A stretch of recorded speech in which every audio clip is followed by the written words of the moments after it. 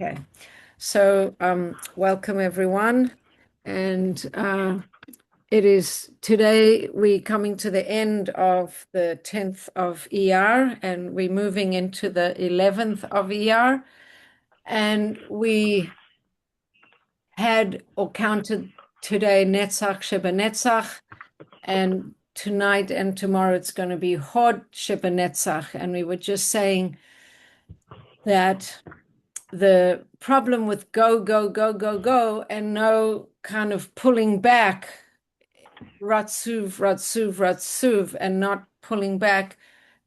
It's interesting, one loses grounding, which is another way of saying one's foundation is off.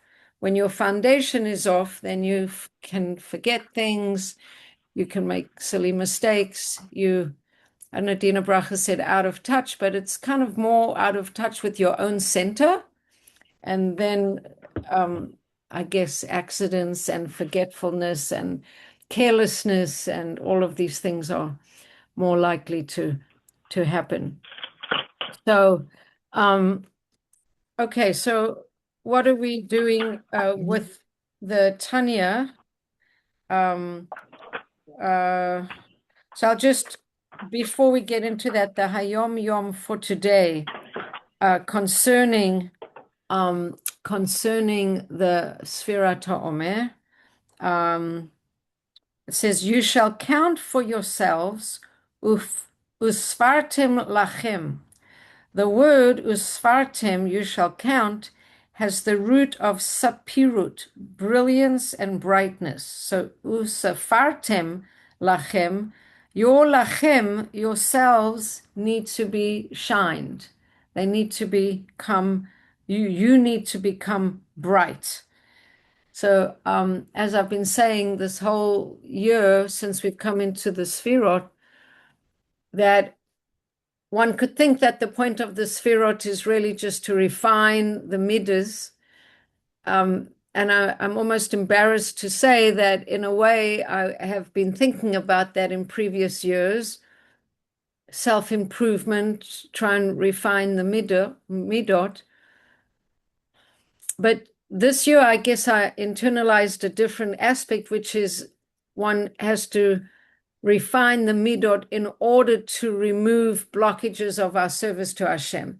That's the whole reason why we created B'Tselem Elokim, and he has these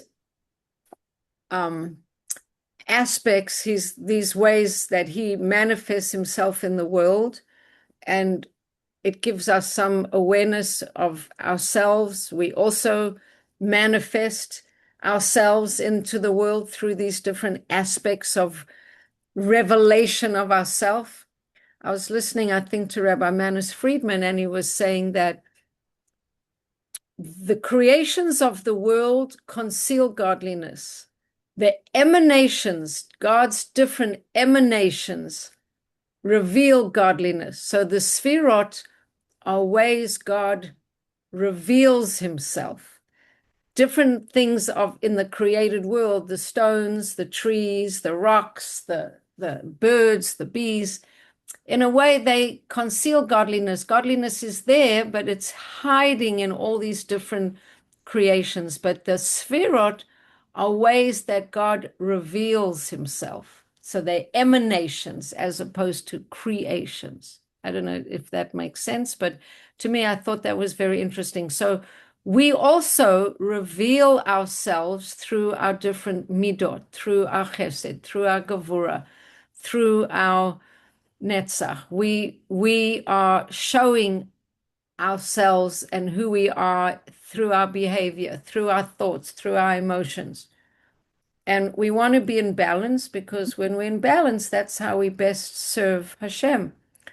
So if we netzach, netzach, netzach, and there's no hod, there's no pulling back, there's no containment, there's no sort of resting in the constant doing, then there can be a lack of balance, which then, as we've been saying already for 10 minutes, can lead to accidents, missed appointments, kind of all kinds of things that come about when we unclear, ungrounded, uncentered. Okay, so Usfartim Lachem. The Tzemach Tzedek continued. My grandfather, the Alter Rebbe, then leaned on his hair. He leaned his head on his hands and sang the nigun of the four stanzas with profound devekut. And afterwards he raised his head and said, "And with what does one brighten the lachem?" Because Usfartim Lachem, you should brighten lachem, yourselves. Not just you yourselves should count, but you should brighten yourselves. So he said, with the 7 complete weeks, literally the 7 Shabbases, that is through refining one's 7 emotional traits, each trait in turn to be incorporated with the 7 attributes themselves are to become 7 Shabbases. And Shabbos needing no refinement. Okay, so the idea basically is that we refining ourselves so that we are clearer and cleaner channels to serve Hashem. Okay, so now we're moving on to Tanya. And Tanya is the book of the Benoni. And we've spent a lot of time defining who and what is the Benoni. So now we're up to chapter 13 in Tanya, and Tanya is going to go into a fair amount of depth, talking about the Benoni and talking about his challenges and talking about the definition of what makes a Benoni. And why is he defined as such, and why does he think about himself like this, and how does he think about himself, and all of that. So before we go into it and look at it inside, I want to give a little bit of a synopsis, a general synopsis from the outside. So if we summarize for the 10th time who the Benoni is, we've said that the tzaddikim have no appetite or desire for doing things that are not godly. They don't have an appetite, they don't have a desire at all. They're not interested, they're not motivated, they're not touched by the desires of the animal soul. And then we said there are 2 kinds of tzaddikim. There's one that can just not be interested in the matters of the animal soul's inclinations. He's not interested, he's not tempted, he leaves it alone. He's the tzaddik viralo. Then we said there's another level of tzaddik who can look at those negative things, those animal tivas and the call of the animal soul, and he is so righteous he can even turn those things around and somehow find a way to serve God with them, not through indulging his animal soul, but in a way totally transforming their negative aspects. And also when he thinks about them, if they're not transformed, he has a very strong response. It really bothers him to even see such physicality undiluted in a way, aspects of the animal soul. He's passionate about it, and he has the capacity to turn it all around. That's the tzaddik. Then we spoke about the Rashoyim, and we said that the Rashoyim, we have different types of Russias. We have one type of a Russia who really wants to do good. He really tries, but the animal soul gets the better of him. And then he does tshuva, and he's basically a good guy, but he has incidental weaknesses, and those weaknesses, his animal soul gets the better of him, and he capitulates. So he's a tzaddik, but he's a Rasha v'tovlo because he wants to do better, and he wants to serve Hashem, and he wants to do tshuva. And then we said there's the Rasha v'ralo, which is the Rasha who's so dominated by his animal soul that he doesn't even have such a desire to do tshuva. And then we came to the Benoni, and we're defining the Benoni, and in our definitions of the tzaddik, and in our definition of the Roshoim, and in our definition of the Benoni, we keep referring to a certain metaphor, which is a metaphor of a small city with opposing armies, let's say, trying to dominate that city. And the way it's described is that there's the person has the left side of his heart, which is sort of the headquarters of the army of the Yeytzer Hora. Then there's the right side of the heart, which is the army headquarters of the Yeytzer Tov. And they kind of vying to dominate the city. And then depending on how things go, messages kind of go up into the brain. So if the army of the Tov is dominant, then only good messages are going to get into the brain. If the army of the animal soul is dominant, then negative messages are going to get into the brain, and that's going to influence what the person's going to do. So the Benoni, we've talked about the fact that he never lets the animal soul be victorious as far as it comes to thought, speech, and action. But the Tanya went on to explain that there's differences between thought, speech, and action and the actual essence of the Benoni, that his sort of raw, instinctive self is still not transformed. So his raw, instinctive self might look a lot like the Russia, because he has the same raw instincts as the Russia, the Russia V'Tovlo, not the Russia V'Ralo, but he doesn't give in and he doesn't capitulate. And that's the Benoni. So the Alter Rebbe finds that it's very important for us to know all of these different categories and these different definitions, because when we can look at the struggles of the Benoni and look how hard he's working to make sure that he doesn't capitulate in thought, speech, or action, that is going to give us information about how we can fight our own battles against our own inclinations. So we can't really learn from the tzaddik, because the tzaddik is not fighting a battle. He doesn't have the temptations. He's almost like a different kind of a creation.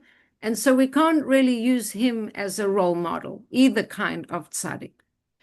The Rishoyim, we don't need to look to the Rishoyim to be role models, because number one, the Rasha Varalo, he's just totally not a role model in any shape or form, because he's constantly surrendering to the Yeytzer Hara. So what kind of a role model is he? And then the Rasha V'Tovlo, well, that's basically, and as all of the teachers explain, we shouldn't feel bad about it. It doesn't mean we're terrible, but it means we succumb to our inclinations more than would allow us to be called a tzaddik, veralo. So the Benoni, we want to look at him carefully, because he's our role model. We aspiring to him. And when we look at all the ins and outs of his functioning, that's going to give us the most bang for our buck in terms of how can we win this battle ourselves. So last week we spoke a little bit about the fact that there's certain times when the Benoni's battle is a little easier, because he's always in this battle, but there's sometimes when he has his Yeytzer Tov, the right side of the heart, the godly side has an advantage. And we said when he's doverning, when he's saying Shema, when he's saying Shmona Esrei, he's having an elevation of his soul, And at that time, he's not tempted at all by this animalistic aspect of himself. It's completely silenced while he's davening, while he's saying Shema, and he's not going to be tempted. And then when he's finished davening, even a little bit after he's finished davening and he's finished Shema and he's finished Shmona Esrei, a little glow from his davening remains. And then when he's in that period of time, he's also a little bit saved from the demands of the Yeytzer Hara, and he's not likely to sin. And that's what we were speaking about that.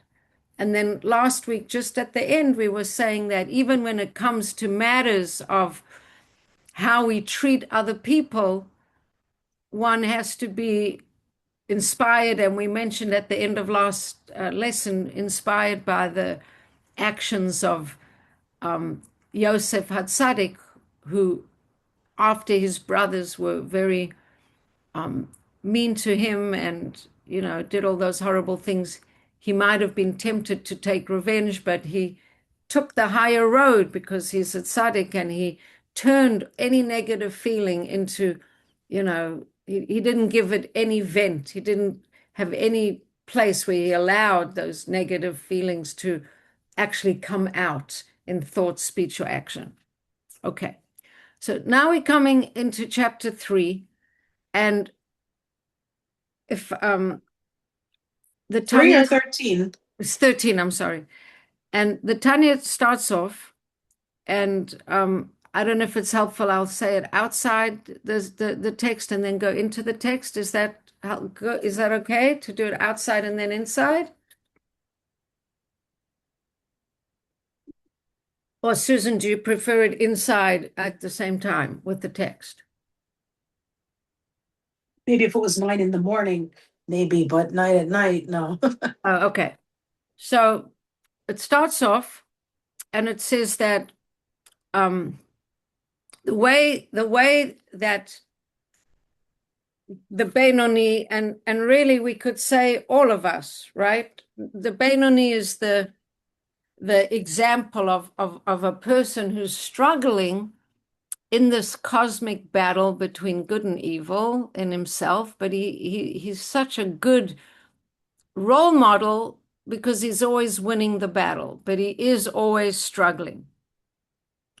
So now we said, now it says that in the case of the Benoni, both good and bad impulses are their internal judges of what to do or what not to do, meaning that they are guided by the Yeytzer Tov and the Yeytzer Hara. And then it says, but there's a verse that he, Hashem, stands at the right hand of the poor person to save him from those that guide his soul. So there's this cute idea, I mean, I think it's kind of cute, that really there are these two voices, and that constantly they're like two judges. And I've never heard this idea, but that each voice is like a judge, and they kind of judging these two impulses. Like Freud, the ego and the id and all that, the two shoulders, right? Isn't probably Freud got it from Torah? I would maybe. The Talmud did not say that the Benoni is ruled by both impulses, which would imply that the Yeytzer Hara would actually have some real control over his behavior, chas v'shalom, but merely that the Yeytzer Hara judges the Benoni internally, voicing its opinion, and that opinion, however, is not listened to by the Benoni. So the Yeytzer Hara gives its opinion, the Yeytzer Tov gets its opinion, and there's these two different opinions, and then the Tanya says this is like in a court where there's different judges and there's different opinions in a court, and then what happens is that in order to get a final legal ruling, there needs to be another magistrate who will resolve between them. And then the third opinion, who either goes with the opinion of the Yeytzer Tov or the opinion of the Yeytzer Hara. You need a third judge because you've got two different opinions here. And then the third one comes in, and he's the one that sways the vote. So in a similar way, the Yeytzer Hara states its opinion, which is to follow the path of self-gratification, and that's in the left side of the heart. And from the heart, it can even go into the brain to be contemplated. But then there's another judge, the divine soul, which then spreads it goes from the heart's right side, where that Yeytzer Tov rests, and they kind of debating with each other. And then the Tanya says, who's the third judge that ends up coming to be the final one to push the argument to the one side or to the other? It's very interesting who it is. That it's HaKadosh Baruch Hu. Hashem comes in and he helps the Benoni choose to follow the Yeytzer Tov. In other words, you have your Beit Din, your little court of law, and you have two judges, and the one says, listen to the animal soul. The other judge says, listen to the godly soul. You need a third judge to come and say, because otherwise it's equal. And then it says the third judge is actually Hashem. Hashem, HaKadosh Baruch Hu, comes because there's a pasuk that says, Kamama Ravosenu Zechronon Levracha, like our sages of blessed memory say, Il Malay HaKadosh Baruch Hu Ozru Ein Yacholo. If Hashem didn't come in and assist him, he wouldn't manage to pick correctly. Wow. Now that's throwing my understanding of the Benoni a little bit, because last chapter, in chapter 12, we said the Benoni he's really got it under control. He chooses correctly. He doesn't listen to his Yeytzer Hara, and that's what makes him a Benoni. He's always able to choose correctly. Comes the Tanya now in chapter 13, and it says, really, there's this debate all the time. The two are kind of equal. There's the judge on the one side, the judge on the other side, and we need a third judge to come in and be the deciding voice. And the third judge is HaKadosh Baruch Hu. How come now we need a third voice? How come the Benoni doesn't have the power himself to do this? So it says, when he's saying Shema, he's fine on his own. He has power to do it himself. When he's saying Shmona Esrei, he's got his own power he doesn't need assistance from Hashem. But after davening, when he goes about his regular life, what happens? Even the Benoni starts to forget himself a little bit, forget his true identity, his true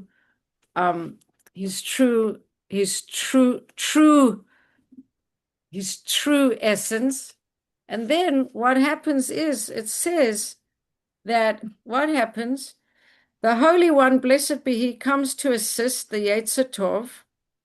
And we actually learned that if the Blessed Holy One didn't assist him, he wouldn't be able to overcome his Yeytzer Hara. Wow, that's interesting. So what kind of assistance does Hashem actually bring to, how does he assist the Benoni? How does he assist him? He assists him the kind of assistance that he brings, ha'ezrehi ha'hehara shema'ir or Hashem al nefesh ha'elokit. What assistance does he bring? He brings a glimmer of Hashem's light shining upon the divine soul. Now that's also curious. How come the divine soul needs a glimmer of Hashem's light? Surely the soul is godly. How come he needs Hashem to come and shine a light on his It's soul? like you, I don't know if you realize it, but there's like a light on you. Right. It's a, and you know, so The it's glimmer of very Hashem's nice light. of you to do Right. that to make the point. Right. So I'm reading from Chaim Miller. He says the notion of a divine soul is something of a paradox. On one hand, it's a soul. So it's a spiritual entity which animates a human. And on the other hand, we say it's divine. It's a piece of Hashem above. So still, what is this assistance that Hashem is bringing to the soul, which is already a part of God above? He's bringing a glimmer of Hashem's shining light on the soul. So it says that what Hashem brings is the divine soul's ability to get in touch with its true self, to stop for a moment from being bound by the limitations of the soul, and to behave in accordance with its inner, totally divine identity. So somehow, the Benoni, when he's doverning, he doesn't need this extra help. When he's learning Torah, we're going to talk about that in a minute, he also doesn't really need that extra help. But when he's doing neither of those things, the Tanya tells us actually that he gets a little help. And in fact, the Talmud brings a proof, because the verse says, he dichtiv ki ya'amod limin evyon lohoshia mishoftei nafsho. The verse states, he stands at the right hand of the poor person to save him from those that guide his soul. So he is Hashem, and he's coming to assist the Benoni to make sure that the Benoni is choosing well, because when the Benoni is davening or he's learning, he doesn't need that assistance. But when he's not, Hashem is actually standing by his right side, and he's going to assist him. And what's the assistance that he brings? He brings a glimmer of light to help the Benoni stay in touch with his true identity, and that true identity will help him have the capacity to overcome the stupidity of the fool. The fool is what they call the Yeytzer Tov. And that's what happens. So now, surely we're saying that, didn't we say, and haven't we been saying all the time, that the person was able to even be a Benoni because he was able to let his brain dominate over his heart? Wasn't that the whole point, that we said that's the essence of Chassidus, that the brain is able to be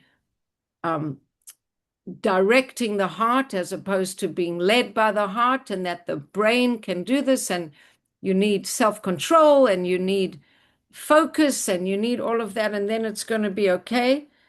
Now, how come the Benoni needs this divine help from Hashem to focus his brain? How come he doesn't have this capacity? So it says when he's not davening, he doesn't, his brain, the Tanya says basically that if the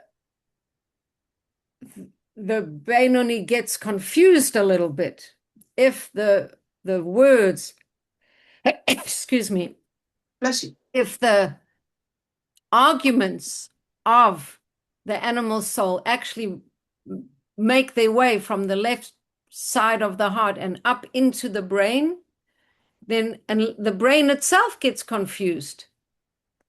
The brain itself gets confused. And the Benoni has capacity without help from Hashem to choose correctly, but not when the brain is confused. When the brain is confused, he needs help from Hashem. How did the brain get confused? Because the animal soul managed to send some ideas into his brain. So let me tell you in the words of the Tanya, what does this mean? So that's only the principle that the brain rules over the heart is only effective. Whoops. I threw something off my table. Okay. It's only effective in a case where the willpower of the brain has a single-minded devotion to a certain cause of action. Then, even if the heart desires otherwise, the brain will always prevail. But if the brain itself is unsure, it will not be focused enough to rule over the heart. So that's when we need this extra help from Hashem's divine light, so to speak, shining on him and illuminating his true nature and enabling him to make the right decision. So far, what we've gotten is that even for a Benoni who's struggling, and the nature of the Benonis is always in the struggle, certain situations easier for him to overcome the temptations of the animal soul. Situation number one, doverning, and we didn't mention it so much yet, but situation number two is learning Torah, and both of those things will help him not be confused and help him not even let the messages of the animal soul get up into the brain, because that's where it gets confusing when they go into the brain and the brain's not singly focused.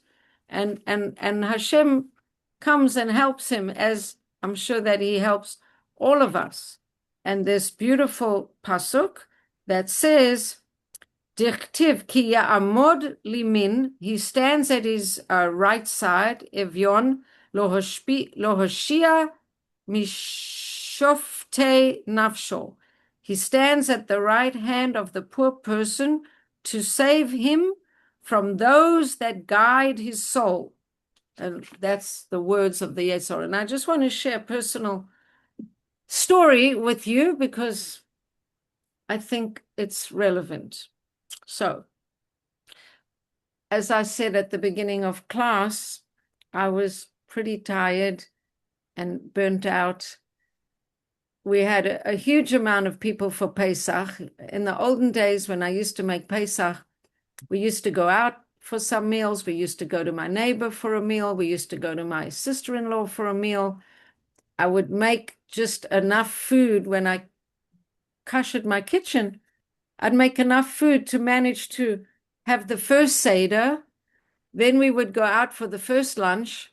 We would go out for the second Seder, and I just needed enough food for the second lunch. And then I would go shopping and get kind of comfortable in Pesach. But I used to slide into Pesach at the very last minute and just have time to get shopping and just get enough for the Seder and for one meal. And then during Chol Hamoed, I would, cook a little more, and I was a bit more ready for Yom Tov. But times have changed, and we don't go to neighbors anymore. We're too many of us, Baruch Hashem, and my sister-in-law, we didn't go to her either. What happened is I had, for the first Seder, about 15 people, the first lunch, about 15 people, the second Seder, about 15 people, the second lunch, about 15 people, then Shabbos about 15 people, and then the last lunch at the end of a 3-day yontif, 33 people. A 3-day yontif nonstop, and cooking and hosting, and then people stayed at me the middle days, and then the last days I had more people with no meals out. All the meals at home, 17 people, 17, 17, 17, with the last meal being like 25. And then like barely a break. And then I hosted my daughter's bar mitzvah with 37 people for dinner and 35 people for lunch and 12 boys sleeping over. Okay. So I was how they breathe after you say that. So sure. Well, so I'm trying to take that in. So after that was the Wednesday when I got totally lost, and my wallet and my phone and my license and everything, and I'm falling apart and everything. So I'm sitting on Shabbos and I'm thinking about my retreat, actually, and I'm thinking, it's just crazy. I shouldn't do the retreat this year. I shouldn't do it. I'm burnt out. I'm empty, like an empty barrel. Why do I need to work so hard? Why should I do this retreat? And I spend a lot of Shabbos thinking about it. I even discuss it with my husband. Maybe this year I'm not going to do it, blah, blah, blah. And my neighbor has recently lost her father. So I went to Menachem Avel during the week, and I told her that, Mishnayos, Neshama, when you say Mishnayos for the departed soul, it's an aliyah for the neshama. It's a special thing. And, Pirkei Avos is Mishnayos. You can learn Pirkei Avos. It's not so hard. And then she gets very excited and she says, wow, that's such a beautiful thing. Would you learn with me Pirkei Avos? That would really be special for me. So I said, sure, I'd love to.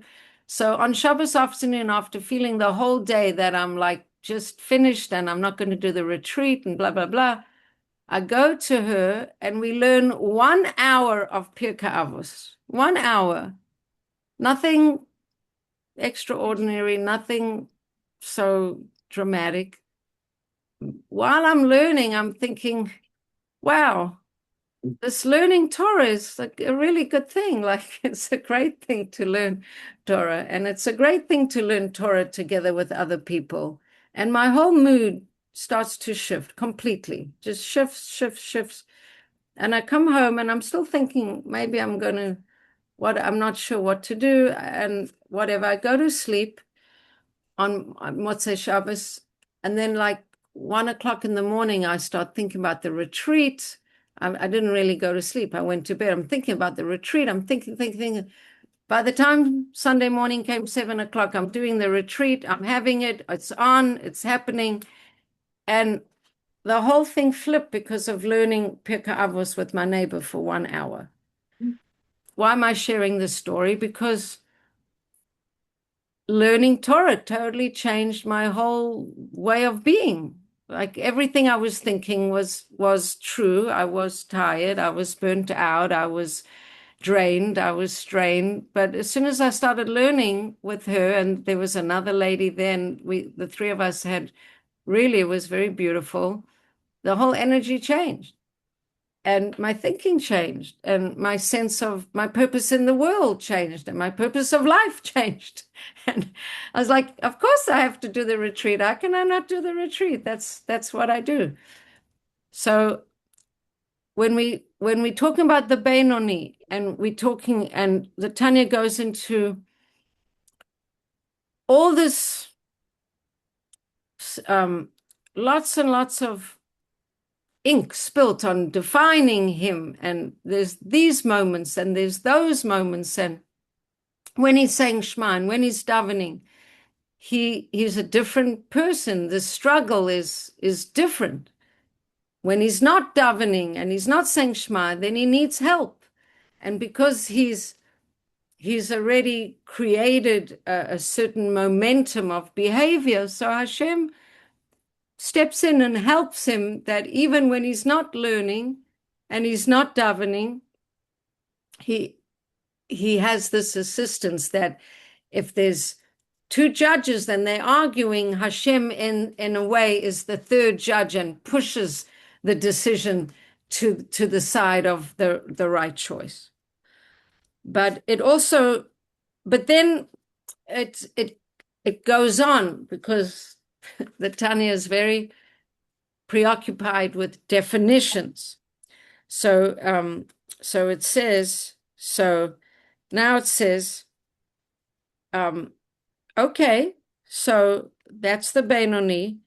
But when we started, okay, so that's the end of one section, but it goes on about, so we can leave it at that, or we could just go on to the next part. Should we leave it at that? Because it's like a good wrapping up time. So we can leave because it it's at a that. lot. It's big subjects. It's Yeah. So it's deep stuff. So it's interesting to know. I mean, we could just, if we just look at this point now at what we were just saying, right? So just go quickly. Accordingly, we may understand the comment of our sages that the Beinonim are judged by both their good and evil inclinations.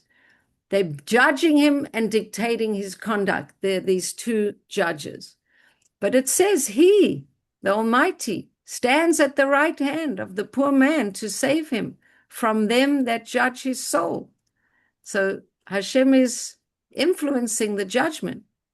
Now, our sages didn't say he is ruled by both the good inclination and the evil inclination, chas v'shalom, because where the evil nature gains any rule and domination over the small city, he never gets to rule, but he's making a play. The evil inclination in the Benoni is no more than, for example, a magistrate or a judge who expresses his opinion on a point of law. Yet, in fact, his decision is not necessarily final, for there's another magistrate or a judge who disagrees with him.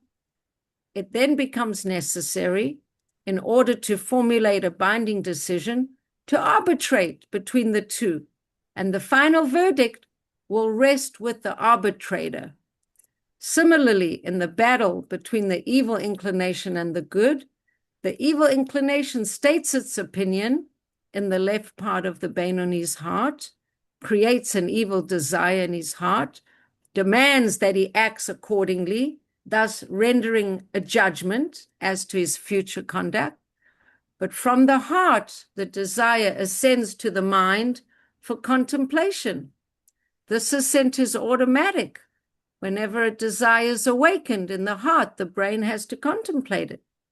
Immediately upon its ascent to the brain, it is challenged by the second judge, the divine soul resting in the brain, which extends into the right part of the heart, where the good inclination abides. And the final verdict rests with the arbitrator, the Holy One, blessed be He, who comes to the aid of the good inclination, enabling it to prevail over the evil inclination. And our sages say, man's evil inclination gathers strength daily, and if the Almighty did not help him, he could not overcome it. The help that Hashem grants him is the glow of the divine light that illuminates his divine soul, that it may gain superiority and mastery over the folly of the fool, the evil inclination, paralleling the superiority of light over darkness, as stated above. You did a good job describing it. Yeah, so that was my words informed by Chaim Miller, and then here we see the words in the actual Tanya. Right.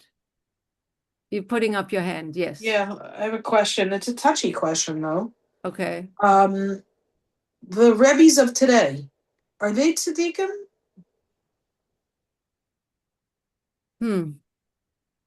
Well,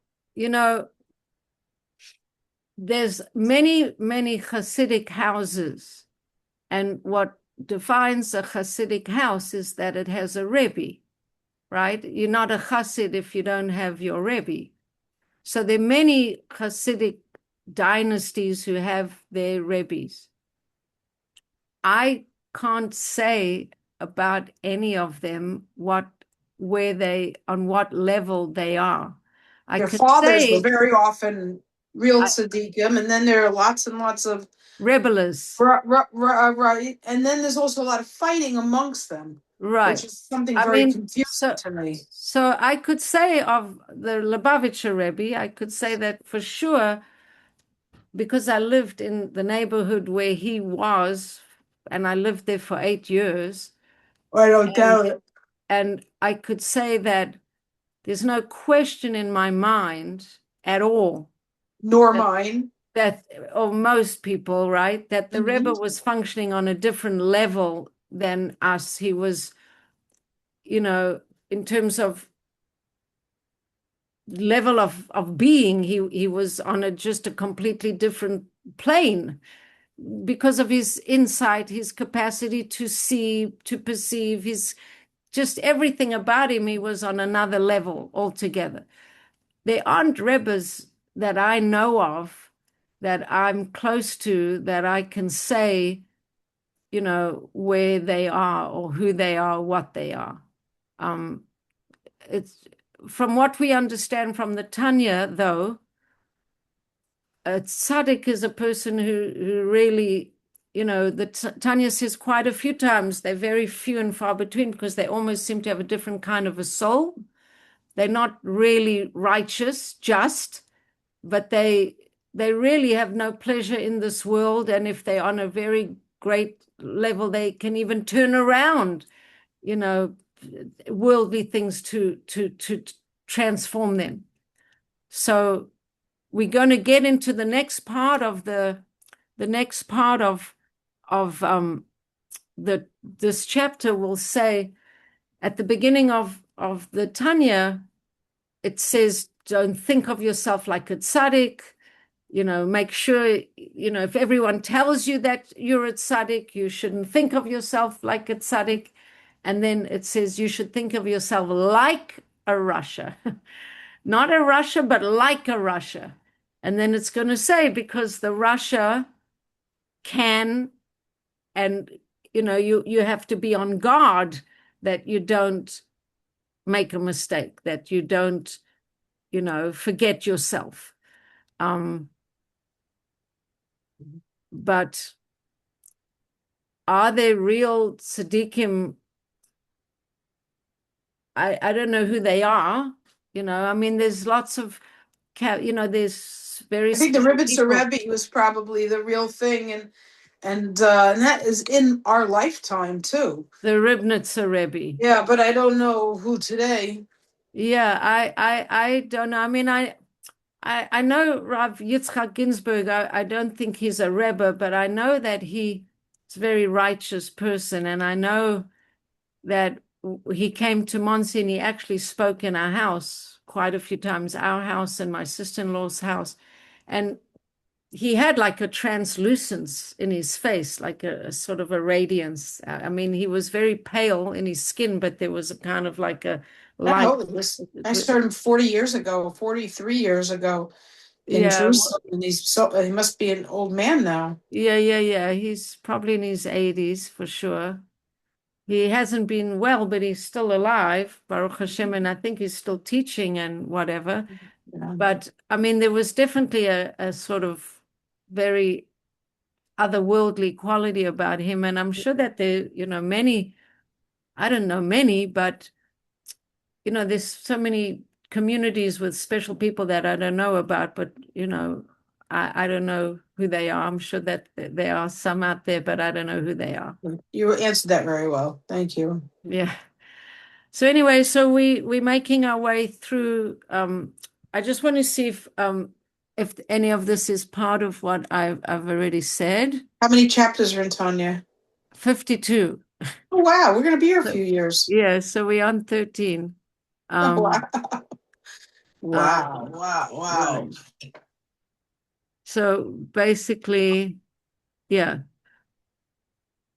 Oh, yeah. So this is exactly where we're up to, that if other people, the Benoni is described as being like a Russia, not exactly a Russia. So that's where we'll stop. But Okay. basically, yeah. So I think the part that I want to leave you with and leave me with and leave all of us with is we're not constant. Like the different things that we do really shift us tremendously. That we could be feeling one way, we could be having a certain mood or a certain feeling about ourselves and our spirituality, and then we'll daven. And after davening, we can feel differently. We can feel really shifted just because while we were davening, that voice of the Yeytzer Hara, that other voice, the Yeytzer Hara is not always primitive saying, go eat treif ice cream. Sometimes the Yeytzer Hara is just saying, Eat non-Chav Israel ice cream. or sometimes it's just saying you're an idiot. You have you're not contributing anything, or your deeds aren't valuable, or your learning isn't valuable. Whatever, it's all kinds of different things. When we learn, or when we daven, or we say Shema, we connect to that part of ourselves that, and really what it explained in the Tanya, in this beautiful way, that what happens is that Hashem, whether it's through, because of our davening or because of our learning or whatever, what does he do? He sends this he's like standing at the right hand, and he sends him assistance. And the way that he says, Baha Ezra he ha he ha ara shemeir or Hashem al nefesh ha'elokit. He sends this light of a glimmer of Hashem's shining light that illuminates your own soul. So when you're davening or when you're learning, you kind of remember who you are. You shift because of those things. And then even though you are struggling Benoni, 1 minute, the next minute you're struggling Benoni, but you get that little, extra little push and help and assistance. And when you're not davening, because the davening itself for sure opens you and the learning opens you, but when you're not davening, it's nice to know that Hashem comes and he stands on the right side, on the right hand side of the poor. It's funny, the word poor. I just heard in a sefer somewhere in the last few weeks that davening is like you're in a bubble. That wasn't you, right? That was something I read. It's like being in a bubble in that time, and you're like in that world of holiness during that time, and it protects you. It's like a membrane almost, Right. Yeah. Anyway, thank you so much. Yeah, well, I just want to tell you that this pasuk, that he, Hashem, stands at the right hand of the poor person to save him from those that guide his soul. That's from Tehillim 109, verse 31. And it's a very nice verse. Dichtiv ki ya'amud limin evyon lehoshia mishoftei nafsho. He stands at the right hand of the poor person to save him from those that guide him. And also to have this image of the two judges that are like offering their opinions in a court case. And one judge has this opinion and one judge has that opinion. And then you need a third judge to come and be the deciding judge, and how that third judge is Hashem, who sides with the Yeytzer Tov. In the same way, it says that if there's one person on his own trying to fight against the Yeytzer Hara, you have one Yeytzer Hara and one Yeytzer Tov. But if you with another person, then you have two Yeytzer Tovs. And somehow the maths doesn't go equal, because somehow when there are two people, the Yeytzer Haras kind of get smaller. And so I can't remember the maths, but then it's kind of like two Yeytzer Tovs and only one Yeytzer Hora. And when there's even more people doing something good, then there's more Yeytzer Tovs and the Yeytzer Hora. Like the Yeytzer Horas don't band together so well. The Yeytzer Tovs do. So they exponentially assist the desires and the inclinations of the Yeytzer Tov when you're together with others.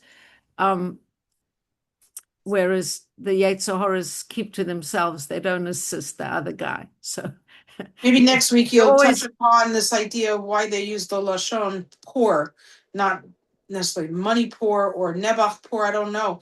But maybe next week. Struggling poor. Poor is struggling. Yeah, the guy needs a little help to defeat his Yeytzer Hora, so Hashem is standing on his right side helping him out because he's tired and confused and not grounded and lost his focus and his concentration. Then Hashem came and stood on his right side. Yeah. I once got off a plane and got in a car and got into a car accident because I was so off. That's exactly what happened, you know? I was thinking about it that in the last like 6 or 8 months, I had a large amount of unusual like bangs and crashes and bumps. And I was like, I better get centered because it is about those things don't usually happen to me. And they were happening maybe just because, you know, the more you do, you can get scattered. One really has to ground and center. Right, not going on the phone, not responding, not voicemail, not this, that, really focus. Also get age. We're all getting older. Yeah. Thank you. Feel good and rest up and don't have more than 2 people for a few meals. Feel good. It's beautiful you did it. Okay. Building a treasure chest. Building a treasure chest, one chapter at a time here? One guest at a time. Oh, yeah. Okay. Okay. All right. Thank you. Bye-bye. Thank